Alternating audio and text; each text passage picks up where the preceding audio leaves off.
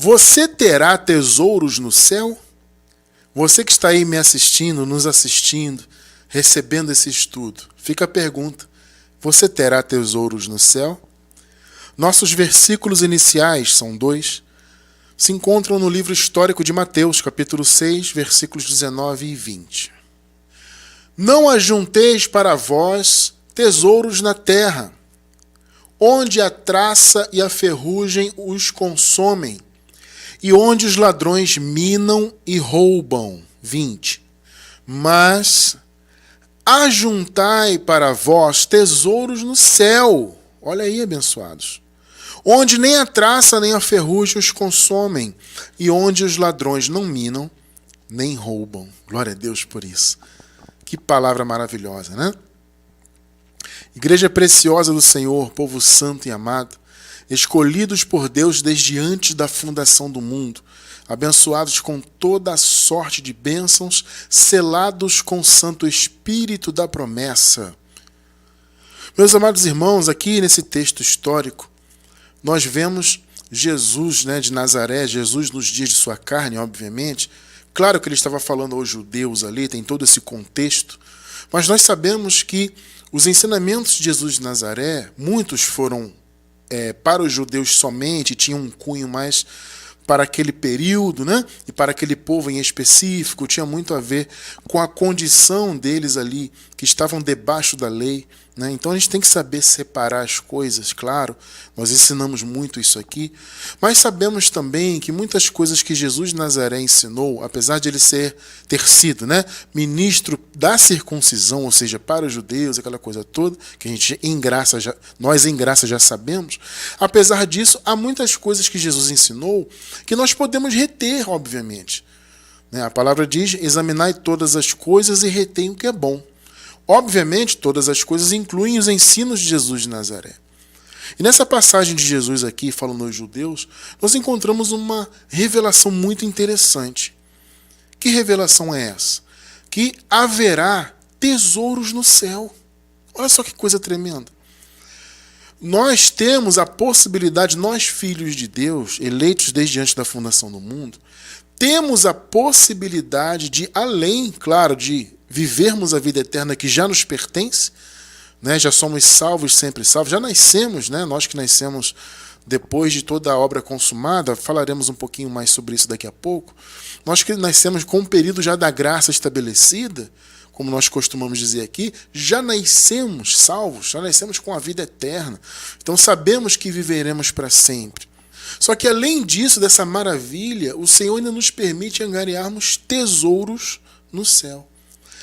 Eu penso que isso é algo tão importante, eu sempre reputei isso como algo tão importante até quanto a vida eterna, porque durante algum tempo em graça, nessa minha caminhada de falar da graça, de ensinar sobre esse assunto para as pessoas e tudo mais, eu me deparei com muitas pessoas se menosprezando, não me importo com isso, não me importo com galardão, com tesouro no céu, a partir do momento que eu sou salvo, está tudo certo, sou salvo e tudo mais.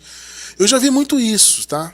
Para mim importa que eu sou salvo e vou fazer o que eu quiser da minha carne. Basicamente era isso, Eu vi isso, amados, algumas vezes, tá? São 20 anos, mais de 20 anos falando da graça e tal. E sempre que entrávamos nesse assunto, algumas pessoas algumas, falavam alguma coisa sobre isso, mandavam e-mail ou pessoalmente. De todos os modos eu já recebi esse tipo de palavra. Cristiano, esse negócio de galardão, não me preocupo com isso não, já que eu sou salvo, então vou viver minha vida.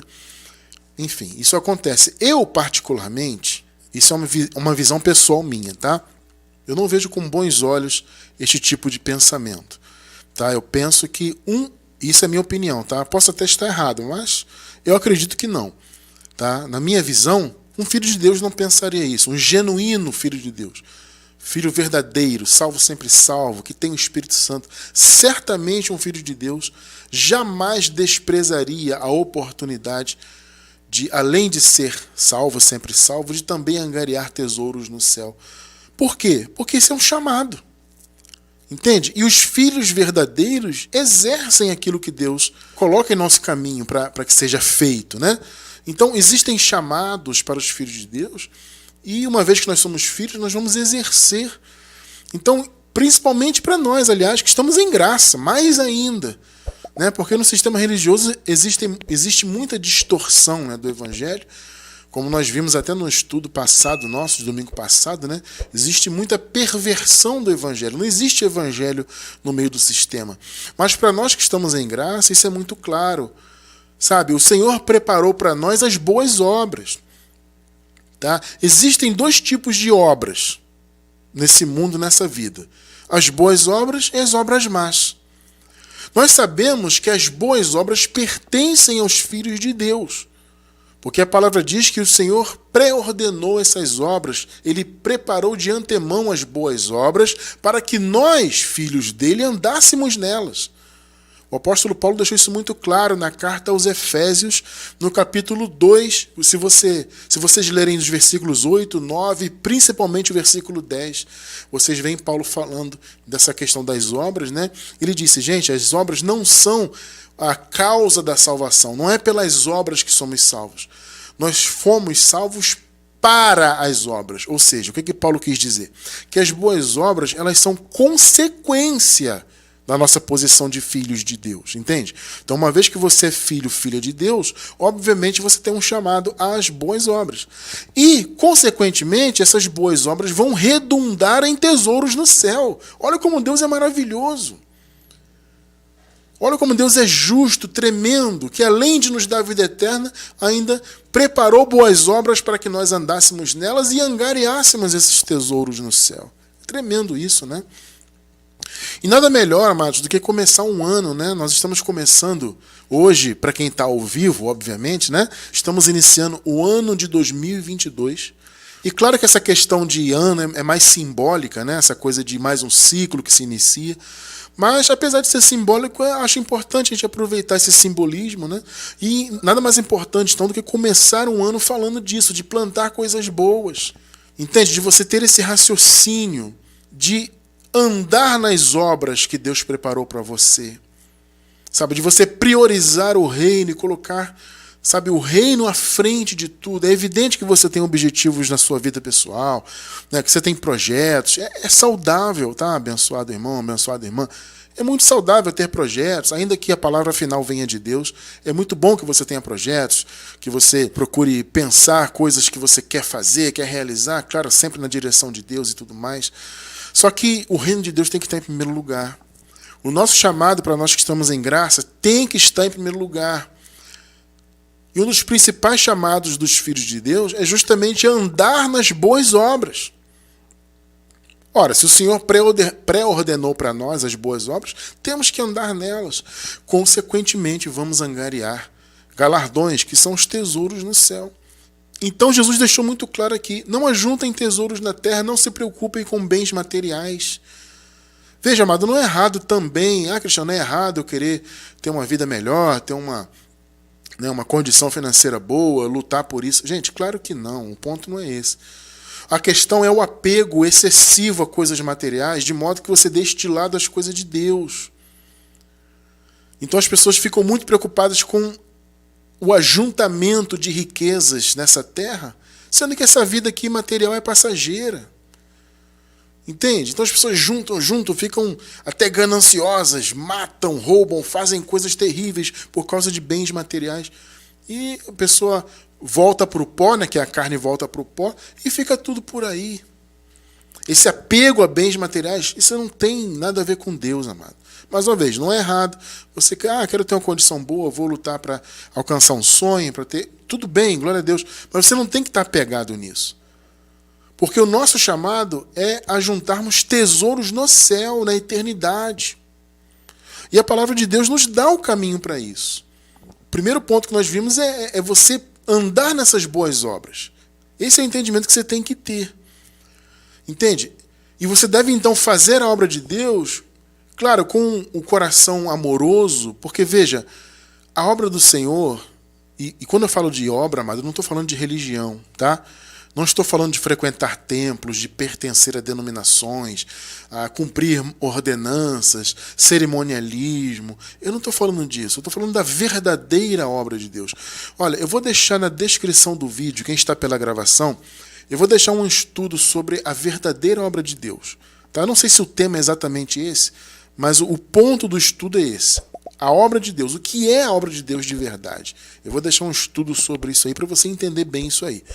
Então, quando nós entendemos o nosso chamado, nós buscamos fazer a verdadeira obra de Deus e temos que fazer com amor, porque o amor é o principal motivador. Qual é a motivação, irmão cristiano? Se eu já sou salvo, sempre salvo, etc. Qual é a motivação? Porque na religião eu aprendi a fazer as coisas, né, religiosamente para eu alcançar a salvação, quem sabe, né? Então eu lutava, fazia boas obras para que Deus se agradasse de mim, de modo que eu pudesse ser salvo. Esse é o pensamento religioso. Em graça, qual é a motivação? Bom, primeiro, como eu disse no início, é o chamado. Nosso chamado a andarmos em boas obras. Mas o principal motivador tem que ser o amor. Porque se você ama Deus e como filho você ama, nós amamos ao Senhor com certeza, esse amor nos leva a sermos úteis ao reino dele.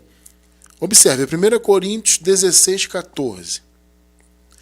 Todas, observe aí, quantas? Todas as vossas obras, tudo que vocês fazem pelo reino de Deus, sejam feitas com qual motivador? Sejam feitas em amor. Perceberam? O que você faz no reino de Deus, quando você é útil ao reino, quando você exerce esse chamado de ser a luz do mundo, né? Como Paulo disse, nós somos luminares no meio das trevas. O Paulo usa essa metáfora, né? Somos estrelas no meio do universo. Quando você olha para o universo, você vê escuro à noite, né? Já viu à noite, quando você olha para o céu? Principalmente quando o céu está limpo. Ele essencialmente é escuro, mas existem muitos pontos de luz. Tremendo isso, né? E Paulo metaforicamente usa isso. Porque no meio dessa escuridão que é o mundo, esse mundo material, ele tem essa intrínseco nele, essa escuridão por causa das obras da carne.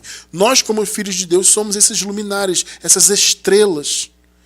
E nós exercemos então esse chamado de sermos luz, de sermos sal da terra. Qual o motivador para isso? O primeiro é o amor. Então tudo que você faz, faça com amor no coração. Faça pelo amor que você tem a Deus e ao próximo. Esse é o ponto. Só que veja, amado, biblicamente, o amor não é o único motivador. Eu penso que ele é o principal, mas ele não é o único elemento motivador para nós realizarmos aquilo que está proposto por Deus para nós. O amor é o principal, mas existe um outro motivador. Vamos falar disso aí. Irmão cristiano, quem é o outro motivador? É justamente o que a Bíblia chama de galardão. Galardão vem do grego mistos, significa literalmente salário, recompensa, e também, não só no sentido positivo, mas também negativo. Tá? Ou seja, quando você trabalha, você é profissional lá na sua empresa, você trabalha todo mês e no final do mês ou no início no mês posterior, você recebe o seu salário. Ou seja, é uma recompensa pelas obras que você fez naquela empresa, pelas horas que você dedicou o seu talento ali. Então você recebe o seu salário. O sentido é esse. Recompensa, salário. E é curioso que esse mesmo sentido Deus coloca também nas obras do reino. Ou seja, você realiza o que lhe está proposto e Deus vai lhe dar um salário. Olha que coisa tremenda. Deus vai lhe dar uma recompensa. Tremendo isso, né? Então, o primeiro ponto que a gente tem que perceber sobre o galardão, que vem a ser esses tesouros no céu que o Senhor Jesus disse ali, esse galardão vem pelo trabalho. É aquela metáfora que eu acabei de falar. Você trabalha na sua empresa, você recebe um salário. Se você é dono da empresa, existe o prolabore, né? É a recompensa pelo seu esforço, pela sua dedicação ali. Então, esse princípio também está no reino de Deus. Olha que coisa tremenda. E esse galardão, então, ele vem por meio das obras, do trabalho.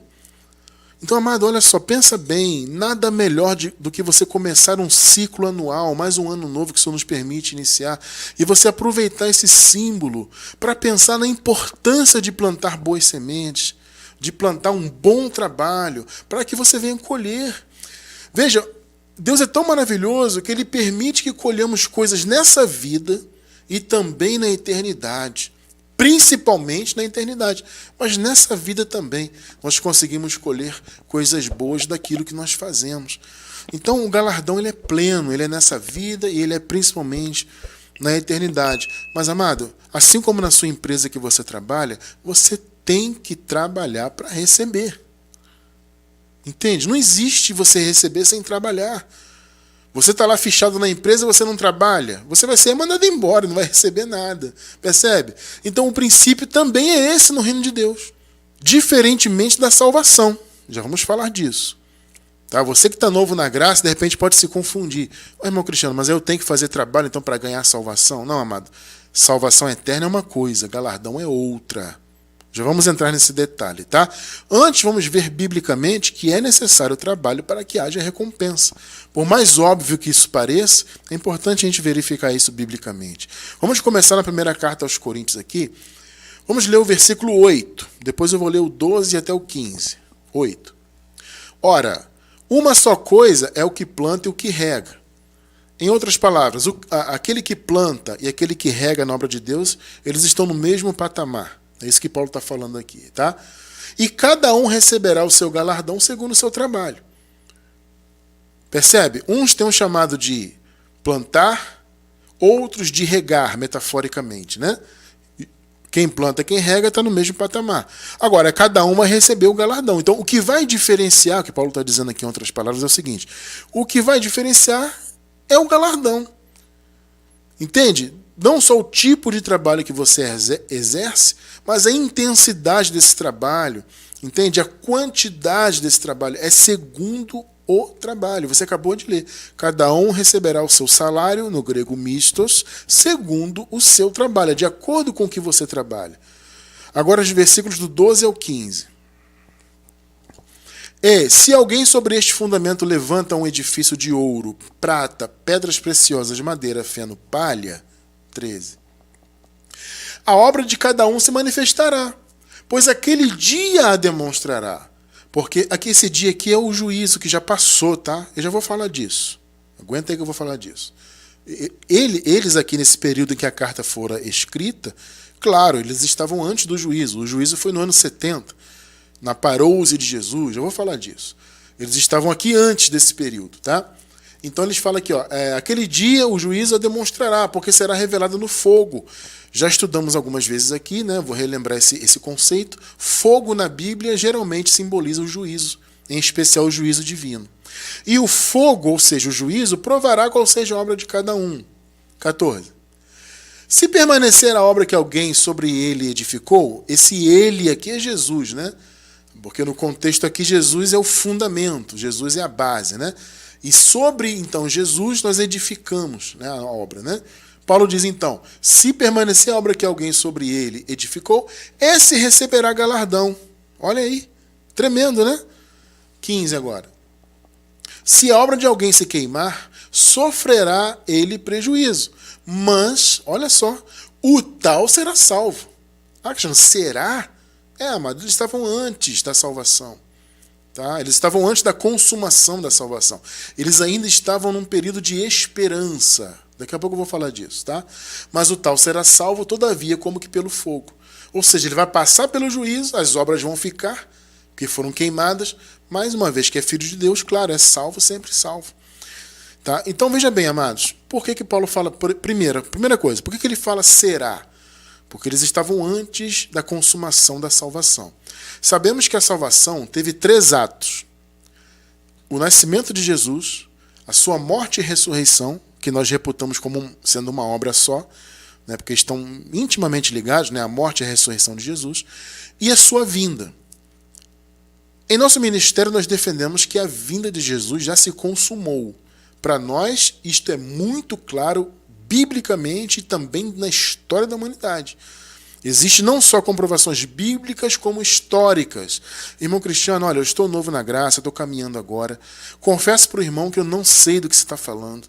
Sabe, eu sempre ouço que Jesus vai voltar, porque agora tem um Covid, e tem o chip, e tem a imagem lá da ONU, que é a imagem da besta. Essas bobagens todas que estão falando por aí, né?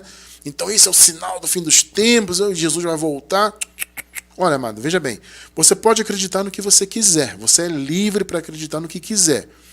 Então você pode acreditar que tudo isso é um apocalipse que vai vir, que Jesus vai voltar. Agora, retire a Bíblia dessa crença. É isso que eu tenho a dizer. Você quer crer que Jesus vai voltar? Você pode crer, você é livre. Agora, tire a Bíblia, você vai crer por conta própria, porque na Bíblia não tem apocalipse futuro, além do apocalipse que já se consumou. Eu não vou me aprofundar nisso, mas nós temos uma lista, uma playlist com diversos estudos sobre a escatologia já consumada. Eu vou deixar na descrição do vídeo no YouTube. Quem está pela gravação vai encontrar o link aí da escatologia consumada. Amado, separe um tempo e invista esse tempo. Nós temos muitos estudos, é demorado, mas vale a pena. E a cada estudo você vai se surpreender positivamente, claro, com as revelações que contém ali sobre o Apocalipse já consumado, já foi. A vinda de Jesus se consumou no ano 70 depois de Cristo, que culminou historicamente com a destruição de Jerusalém, né, aquela invasão do Império Romano. Aquilo foi o aspecto visível da vinda de Cristo. Tá? Houve também, obviamente, um aspecto invisível, né? Um aspecto espiritual, já no reino do Senhor. Tem toda a explicação aí nesses estudos de escatologia consumada, inclusive sobre o juízo. Um dos estudos da escatologia consumada que nós temos é esse. O juízo final já aconteceu. Acho que o tema é esse, tenho quase certeza que o tema é esse. O ponto do estudo é esse, tá? Que o juízo final já aconteceu. Não faz o menor sentido você esperar um juízo final no futuro. Eu vou deixar também, além da escatologia consumada, da playlist, eu vou deixar na descrição do vídeo o estudo Os 3 Atos da Salvação. O nascimento de Jesus, a sua morte e ressurreição e a vinda no ano 70. É tremendo esse estudo, para você entender que a salvação já se consumou e, inclusive, nós já nascemos depois da consumação, né? Porque se tudo se consumou no ano 70, obviamente, nós que nascemos depois desse período, já nascemos com toda a obra consumada. Mas aqui nesse texto que acabamos de ler em Coríntios, eles estavam antes. Né? Então Paulo fala das obras, ele diz o seguinte: olha, existem obras de ouro, de prata e de pedras preciosas, e existem obras de madeira, feno e palha. O que significa isso? Madeira, feno e palha são obras sem valor. Entende? A madeira, o feno e a palha, eles não resistem ao fogo. Observe a metáfora, tá? Observe a metáfora. Se você pega madeira, feno, palha, você joga, eles se consomem no fogo. Eles não resistem. Ou seja, não tem valor perante o fogo. Então, nós sempre entendemos, eu particularmente sempre compreendi essas obras como sendo obras religiosas. Entende? Pessoas envolvidas em obras da lei, com religiosidade e tudo mais, são obras que não têm valor para Deus. São obras que parecem, né, do reino de Deus. Né? Você que a pessoa, né, que está no sistema religioso, ela está ali, ela acha que está fazendo a obra de Deus. Ela frequenta templos de pedra, as pessoas vivem nos sacrifícios, né, e subir no monte, e comendo Páscoa judaica na igreja, sacrificando daqui, faz jejum dali, e a pessoa acha que está servindo a Deus. São obras sem valor. Entende? Porque o chamado do Filho de Deus é viver por fé, não viver por religião. Religião, obras da lei, etc., isso se opõe à fé. A fé está de um lado, religião, obras da lei está do outro. Não se misturam essas coisas, entendem? Então, nós sempre reputamos essas obras de madeira, feno e palha como obras que não têm valor. Ou seja, são obras puramente religiosas. Agora, as obras de ouro, prata e pedras preciosas são obras valorosas. São as boas obras. Então, como eu disse, a gente vai deixar aí na descrição do vídeo o estudo sobre a verdadeira obra de Deus. Para você entender isso, a verdadeira obra são as obras de ouro, de prata e de pedras preciosas. Ou seja, é um tipo de material que resiste ao fogo. Tremendo, né? A pedra preciosa, ela resiste ao fogo. O ouro e a prata também. Né? O ouro e prata, dependendo da temperatura, eles derretem, mas não deixam de ser ouro e prata. Ou seja, eles permanecem. Nessa metáfora que Paulo falou. Né? Ou seja, só recebe galardão quem pratica a verdadeira obra. Obra religiosa não dá galardão para ninguém. A pessoa é salva? Ela é salva, o que Paulo falou aqui. Será salva. Ele coloca futuro, será, porque a salvação viria, né? A consumação, o terceiro ato da salvação ainda viria, né? Nesse período em que a carta for escrita aqui.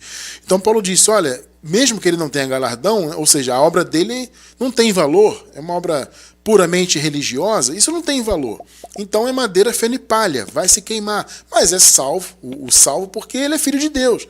Então será salvo todavia, como que pelo fogo. Ou seja, passa pelo juízo, ele é salvo, porque nenhuma condenação há para quem está em Cristo Jesus, né? Porém as obras não têm valor, então não redundam em recompensa. Então, amados, vocês estão percebendo a importância de você trabalhar e você fazer a verdadeira obra de Deus, para que as suas obras diante do Senhor não sejam obras de madeira, feno e palha, que não redundam em nada.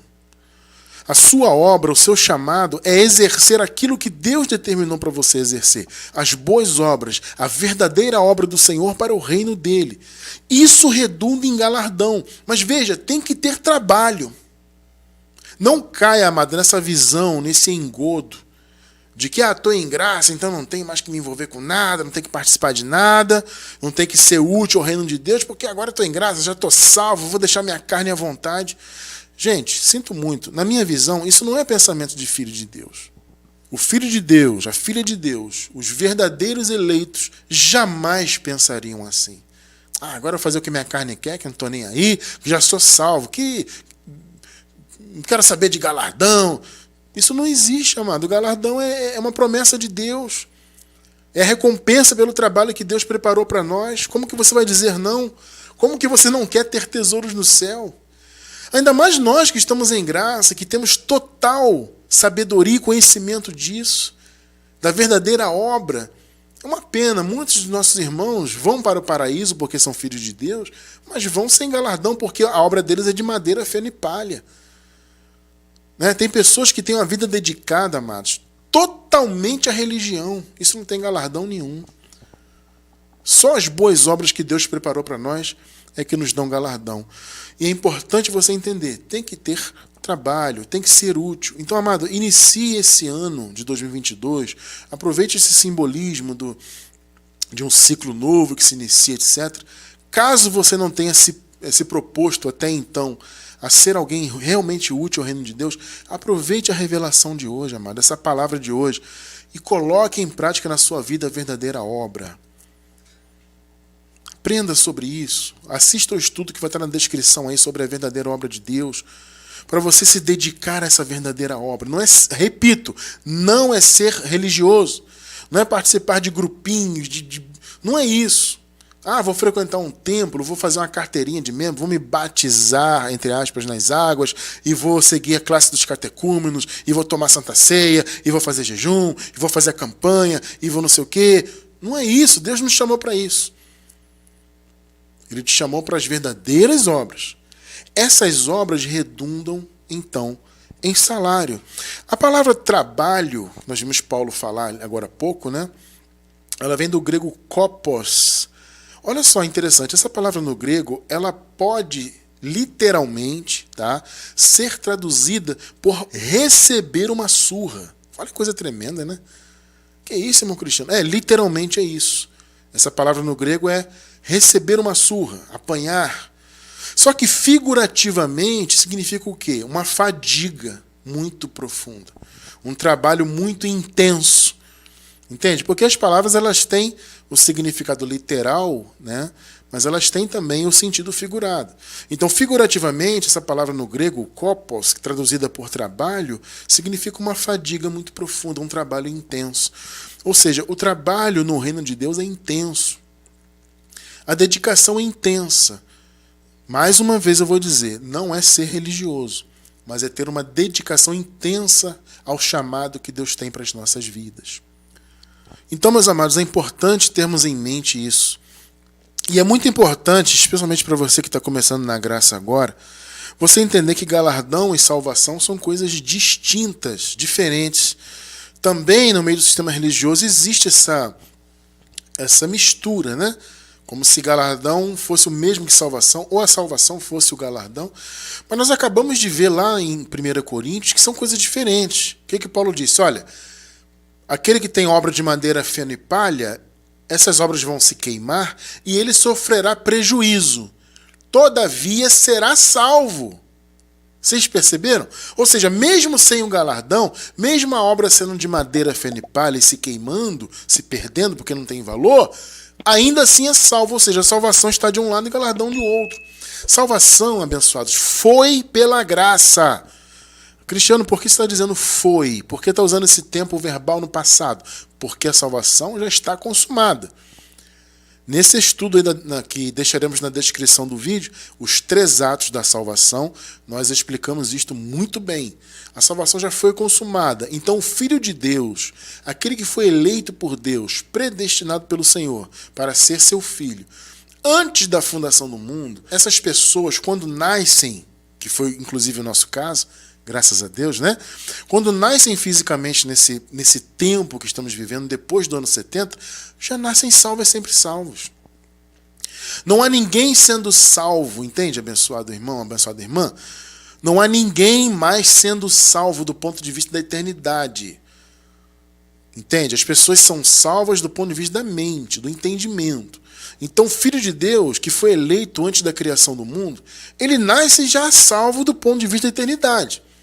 Agora, o que para todos os filhos, o que falta para todos os filhos quando eles nascem nessa vida, é a salvação em termos de entendimento. Essa salvação, pela misericórdia de Deus, nos alcançou, né? O que é a salvação do entendimento? É quando o verdadeiro evangelho, que nós sabemos que é a palavra da graça, nos é revelada. Então a nossa mente é salva. Salva de quê? Salva das filosofias contrárias ao evangelho, né, que existem muitas no mundo. Salvas do ateísmo. Percebe? Nossas mentes são salvas disso. Salvas das religiões diversas, do cristianismo, hinduísmo, catolicismo, todos os ismos. Quando o evangelho verdadeiro nos é revelado, a graça, a nossa mente é libertada, é livre de todo esse sistema, de todo o raciocínio humano. Isso é chamado de salvação do entendimento. É essa salvação que muitos dos filhos de Deus precisam alcançar. No entanto, do ponto de vista da vida eterna, todo eleito de Deus já nasce salvo, sempre salvo. Por isso eu digo, a salvação foi, porque já está consumada. Ela foi pela graça. Percebe?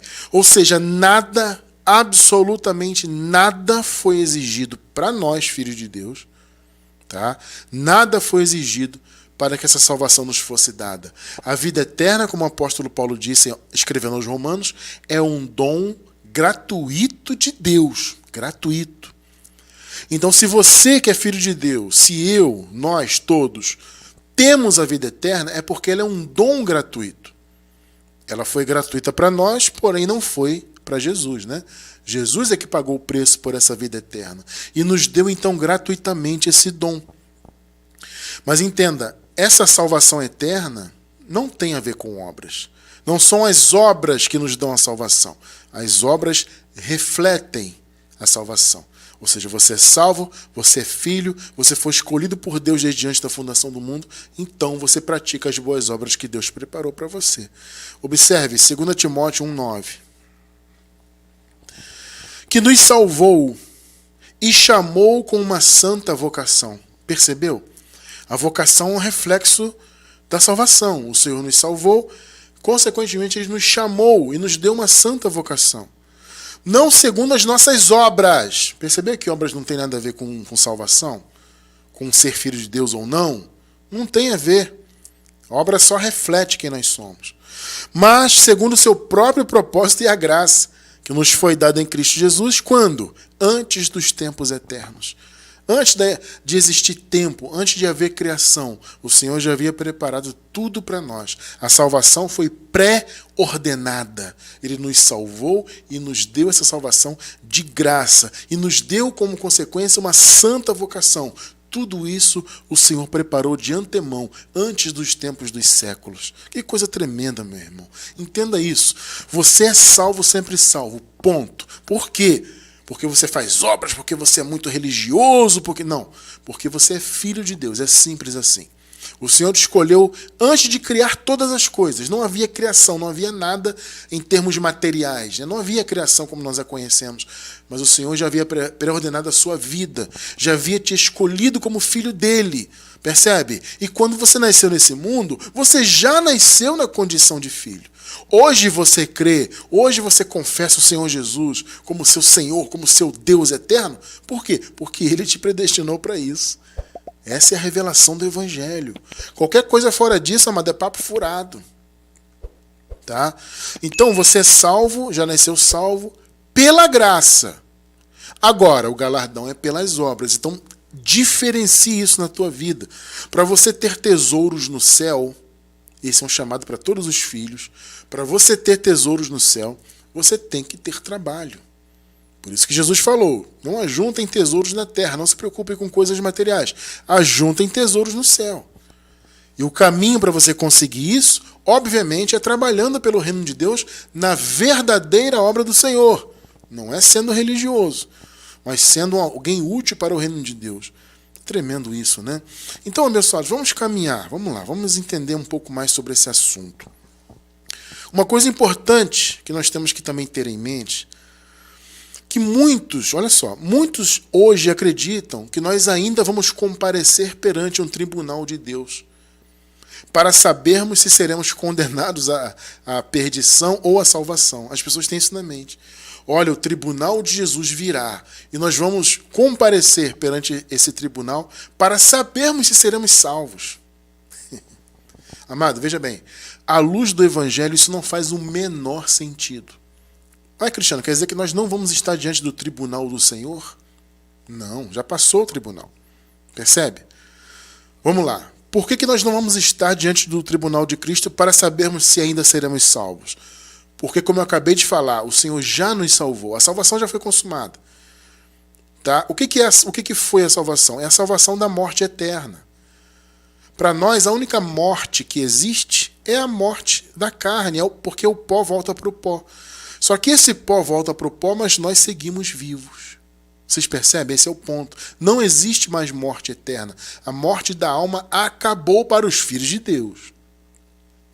Então o pó volta para o pó, mas nós seguiremos vivos no paraíso, em um corpo glorificado. Então a salvação já foi consumada. Então você não vai chegar, quando esse pó seu voltar para o pó, você não vai chegar num tribunal para saber se você vai ser salvo ou não. Não, você é salvo, sempre salvo, ponto. Esse é o primeiro raciocínio que você tem que ter. Em segundo lugar, como eu falei agora há pouco, o tribunal de Cristo já aconteceu.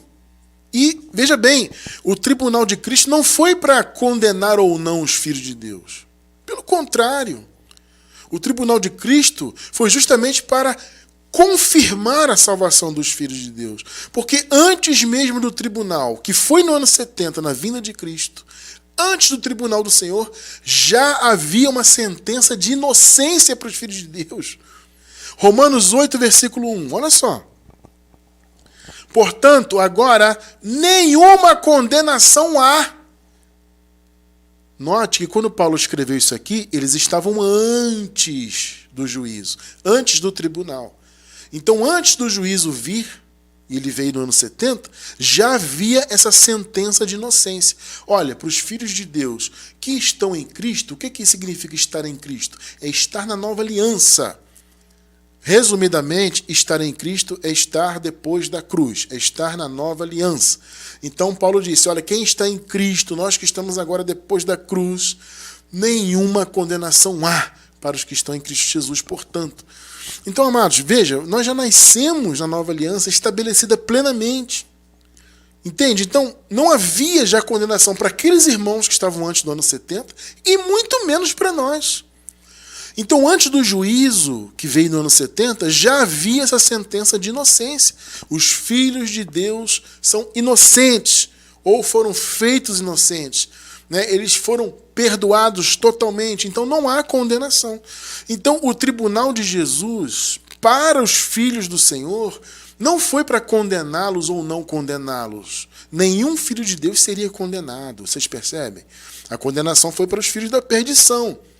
Aqueles que não foram eleitos antes da fundação do mundo, o chamado joio. Já viu na Bíblia que tem essa diferenciação? Vaso de honra, vaso de desonra. Joio e trigo. cabrito, ovelha, e por aí vai. Essa diferenciação é o quê? São os dois grupos, as duas sementes, joio e trigo. O trigo, que metaforicamente são os filhos de Deus, são salvos, sempre foram, né? Desde que Jesus morreu e ressuscitou, a salvação se tornou uma realidade e na vinda dele se consumou, então, plenamente a salvação. Então, entenda uma coisa, os filhos de Deus que estavam mortos e ressuscitaram no ano 70, eles passaram pelo tribunal de Deus. Por quê? Porque, veja bem, amados, era necessário para que houvesse não a condenação ou não dos filhos de Deus. Não. O tribunal foi necessário para que houvesse a separação das sementes. Vocês se lembram, em Mateus capítulo 13, quando Jesus fala dessa metáfora das sementes, né, do joio e do trigo, ele diz que haveria uma separação do joio e do trigo. Essa separação foi feita no juízo. No ano 70, quando Jesus voltou, todos ressuscitaram, não só os filhos de Deus. Os da perdição também tiveram as suas almas ressuscitadas para que recebesse a sentença de condenação. E os filhos receberam, então, o bem-vindo, né? Sabe você lembra daquela história, né? Sejam bem-vindos, benditos de meu Pai, para a glória eterna. Porque não havia condenação para os filhos de Deus. Entende? Antes do juízo já não havia condenação. Mas foi necessário que houvesse o juízo para que houvesse a separação. E aqueles que eram da perdição, o joio, esses sim, recebessem então essa sentença de condenação. Gente, olha, a separação de joio e de trigo já foi feita. As sentenças já foram determinadas. Olha, nesse estudo sobre o juízo final, que inclusive está na playlist de Escatologia Consumada, nós explicamos isto em detalhes. Veja bem, eu recomendo que você assista a todos os estudos de Escatologia Consumada. Eu recomendo muito. Mas se você quiser assistir a esse, logo para você entender essa questão do juízo, pode assistir esse do juízo final que já aconteceu. Mas assista a todos. Você vai entender muito bem isso aqui. Então veja, no ano 70, tanto os filhos de Deus quanto os joios da perdição que estavam mortos ressuscitaram. Então os filhos receberam então o chamado para adentrarem o reino e os da perdição foram sentenciados à destruição eterna. Mas era necessário que houvesse o tribunal. Neste sentido, o tribunal foi para isso, para que houvesse a separação do joio e do trigo, como Jesus disse lá em Mateus capítulo 13. Então veja, 2 Coríntios 5:10. Porque é necessário, tá vendo? Mais uma vez, eles estavam antes do ano 70. Por isso que Paulo está falando isso aqui. Coríntios, é necessário que todos nós sejamos manifestos diante do tribunal de Cristo, para que cada um receba o que fez por meio do corpo, segundo o que praticou, o bem ou o mal. Nós sabemos que o bem foi destinado a quem? Aos filhos da salvação. Logo, as obras más pertenciam aos filhos da perdição. Entende? Então, de acordo com o que foi feito, seria recebido então, né? Os filhos de Deus receberiam galardão e os da perdição receberiam condenação. Eu vou deixar também na descrição do vídeo um estudo sobre as obras. Essas duas obras, né? As obras boas, as obras más. É um estudo também muito interessante para você aprender essa questão das obras.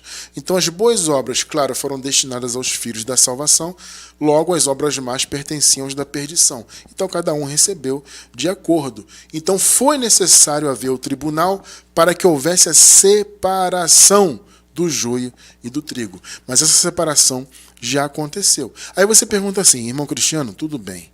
Eu entendi que tudo já foi consumado, que o tribunal já veio, tá? Mas fica uma dúvida. Se não tem mais tribunal, que já passou, como que nós receberemos galardão então? Se já passou o tribunal, significa que nós não receberemos galardão? Nós que nascemos depois da obra consumada? Amado, vamos lá. Nós entendemos que sim, receberemos galardão por dois motivos básicos. Primeiro, porque o galardão, ele é, como nós vimos no início, um salário, uma recompensa pelas obras feitas. Eu pergunto para você, vamos fazer um paralelo, mais uma vez, com a nossa experiência humana. Isso, acredito que vai facilitar o entendimento. Você trabalha na sua empresa. Eu pergunto, quando você vai receber o seu salário? Que é uma coisa acordada, né? Ó, você vai receber X por 30 dias de trabalho. Aí você recebe no fim do mês. Quando você vai receber, você passa por algum tribunal? Veja, eu estou usando a experiência humana, tá? Para tentar trazer um raciocínio mais perceptível. Raciocina. Você vai receber o salário da empresa. Não, vem no tribunal, passa pelo juiz, vai ter um julgamento para ver se você vai receber o salário ou não. Tem lógica isso? Não tem, né? Você recebe direto. Trabalhou, recebe. Então, o recebimento do galardão não está diretamente ligado ao fato do juízo. Entende? Ele aconteceu no juízo, porque como nós vimos agora há pouco, o juízo era necessário para haver a separação. Então, como Jesus disse que haveria uma separação do joio e do trigo, essa separação foi feita no tribunal. Os filhos de Deus, então, receberam o galardão por meio desse tribunal. É uma coisa óbvia, né? Já que eles ressuscitaram no ano 70 e foram para a glória, receberam o galardão, então, de tudo que fizeram nesta vida, boas obras que fizeram, e os da perdição receberam, então, a sentença de condenação, né? Então, veja, o tribunal foi necessário para isso, mas, independentemente do tribunal, o galardão é um salário. Então, você vai receber um salário por tudo que você fizer de bom, dentro daquilo que Deus determinou. Tá? Mais uma vez eu digo, não é obra religiosa, é a verdadeira obra de Deus. Esse é o primeiro ponto. Tá? Para você receber um salário, você não precisa passar por um tribunal necessariamente. Tá? A nossa experiência humana, acredito que ela ajuda nós a entendermos isto. O segundo ponto, e esse mais importante, é que Deus é eternamente imutável e Deus é, obviamente, eternamente justo. Veja bem, amados, Deus ele é eterno. E as promessas de Deus, aquilo que Deus determinou para os filhos dele, é imutável. É para sempre. Então, veja, se Deus foi justo e galardoador no passado, né, ou seja, antes do ano 70, e no ano 70, portanto, ele já galardoou aqueles que ressuscitaram, então se ele foi justo, e ele foi, o Senhor o será para sempre. Vocês estão entendendo o ponto? Porque, veja, o galardão, ele opera a justiça de Deus. Você já vai entender isso daqui a pouco. O galardão, além de ser essa recompensa que Deus prometeu pelas obras que fizermos nesta vida, o galardão ele opera a justiça. Você já vai entender isso aí. Tá? Então, o fato de Deus ser eterno, obviamente, se ele é eterno, as suas sentenças, a sua vontade, o que ele determinou é eterno e imutável, e se ele é justo, obviamente ele é justo para sempre. Então, vocês entendem que não seria justo Deus prometer galardão e só porque houve um tribunal ele não dar mais um galardão? Ah, não, agora eu não dou mais galardão. Percebe que isso não faz sentido? Porque Deus ele é justo para sempre. Então eu vou repetir. Foi necessário, como Paulo disse, olha, é necessário que passemos pelo tribunal. Por quê? Porque tinha que haver separação do joio e do trigo.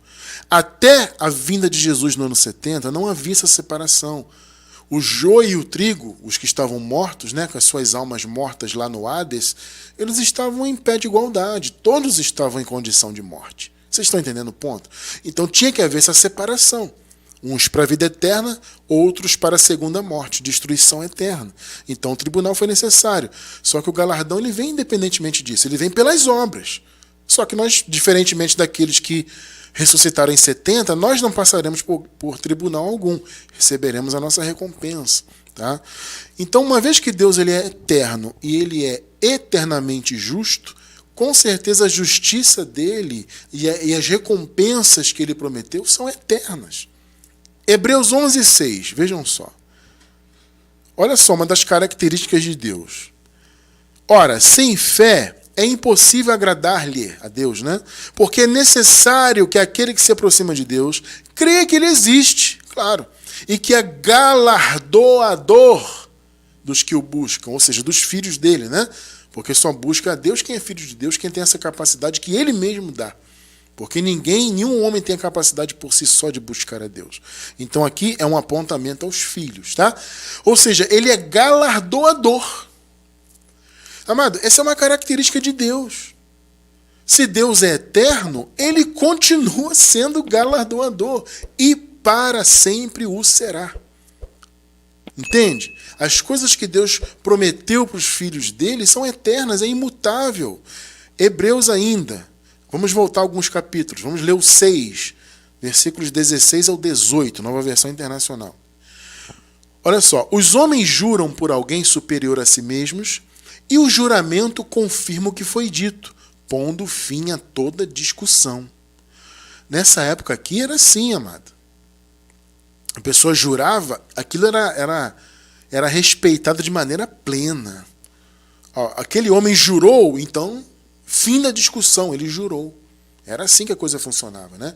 Então os homens juravam por alguém superiores a si mesmo e o juramento confirma o que foi dito. 17. Querendo mostrar de forma bem clara a natureza imutável do seu propósito. Pegou? Isso aqui é Deus, tá? O Senhor Deus querendo mostrar de maneira bem clara a natureza imutável, observe bem essa característica, Deus é imutável, do seu propósito, para com os herdeiros da promessa. Deus o confirmou com juramento. Olha só, 18.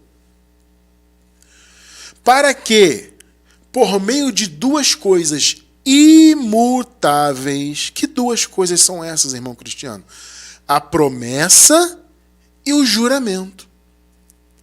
Olha que coisa tremenda. Deus, para demonstrar, para que o povo dele confiasse plenamente no que ele prometeu a Abraão, além da promessa, ele jurou por si mesmo. Percebe? Então são duas coisas imutáveis. A promessa que Deus deu a Abraão e o juramento, nas quais é impossível que Deus minta. Sejamos firmemente encorajados, nós que nos refugiamos nele para tomar posse da esperança a nós proposta. Note que eles estavam ainda num período de esperança. Eles ainda não tinham tomado posse, porque a salvação, no caso o terceiro ato da salvação, ainda não havia se consumado, seria no ano 70. Obviamente esse texto é bem antes do ano 70. Então eles estavam ainda num período de esperança. Então ele fala em tomar posse, por quê? Porque eles ainda tomariam posse da salvação da vida eterna. Tá? Esse é o ponto. Nós já nascemos com essa posse. Nós já nascemos em condição de vida eterna. Agora, o ponto aqui não é nem esse que eu quero trazer. O ponto é a imutabilidade das coisas de Deus. O que Deus prometeu, ele prometeu a Abraão e ele jurou. E essa promessa e esse juramento são duas coisas, o quê? Imutáveis. Então, amado, veja, Deus é justo e para sempre o será. Deus é galardoador, para sempre o será. Deus prometeu e ele jurou, e isso é eterno. Então, tudo que ele estabeleceu para os filhos dele é para sempre. Então, o galardão segue valendo e valerá para sempre. Porém, o galardão é pelo trabalho. E como nós vimos, tem que ser um trabalho duro, trabalho árduo pelo reino. Não é fácil, gente, ser útil ao reino de Deus. Não é moleza ser fiel às coisas de Deus. Por quê? Porque a carne sempre fala alto. A carne, a natureza humana, sempre quer nos desviar dos propósitos de Deus. E para quem está em graça, isso é até mais fácil, vamos dizer assim. Por quê? Porque você entende que está salvo. Já nasceu salvo, abençoado, filho de Deus. Então você pensa, se eu já nasci assim, então vou deixar minha carne fazer o que ela quiser. Mas eu repito, no meu modo de ver pelo menos, isso não é um pensamento de filho de Deus. Veja, o filho de Deus ele pode errar sim. Ninguém está livre de errar, de cometer uma falha, de, enfim, fazer uma obra da carne. Claro que ninguém está livre disso. Mas uma coisa é a pessoa eventualmente praticar, outra coisa é a pessoa querer viver no mal. O filho de Deus não vai querer viver no mal. Paulo disse, olha, eu quero fazer o bem, o mal está comigo. Mas o que ele disse? Eu quero fazer o bem. O mal está conosco? Está, porque o mal chama-se carne. Mas nós queremos fazer o bem, porque a característica dos filhos de Deus é fazer o bem. E como Deus é galardoador, então ele vai galardoar todo o bem que você fizer, para sempre. Tremendo isso, né? Então vamos ver aqui, ó, 3 características do galardão, para a gente encerrar. O galardão, ele é sim um incentivo a fazermos a obra de Deus. Como eu disse no início, o principal motivador é o amor, mas o galardão também é um incentivo. Mateus 5,12. Alegrai-vos e exultai-vos, porque é grande o vosso galardão nos céus, pois assim perseguiram os profetas que foram antes de vós. Olha só que tremendo.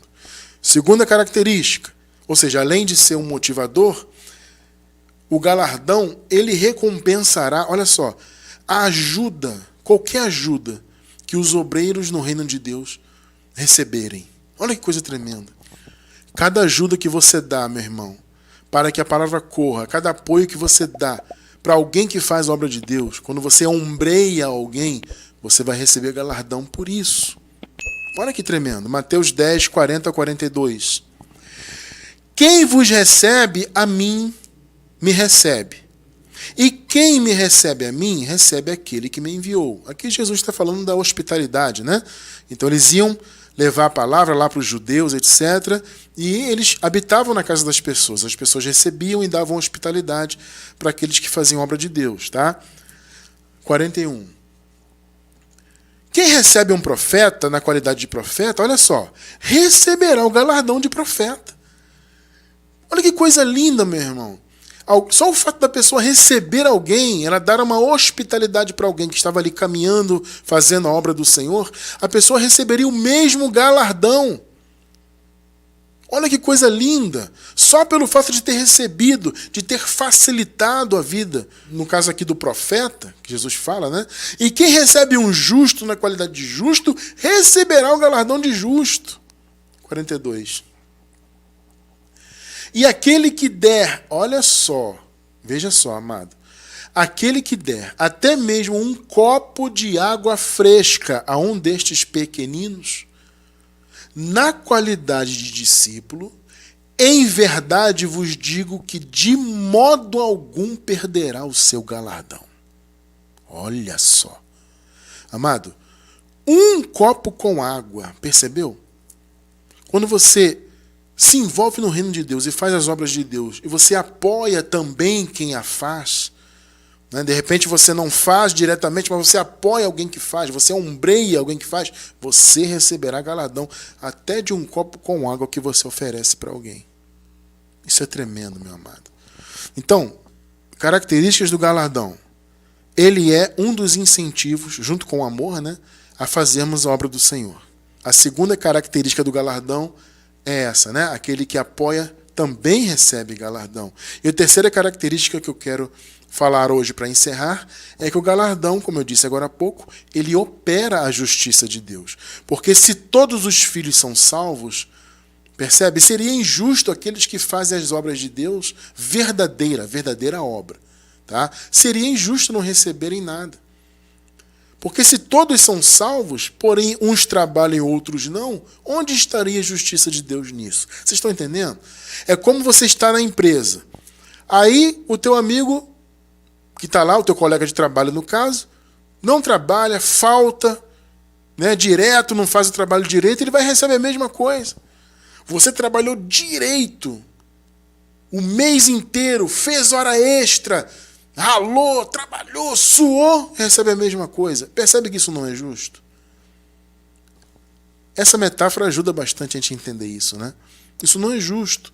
Então, o galardão, essa recompensa, esse salário que Deus dá para os filhos dele que faz a verdadeira obra, opera a justiça de Deus.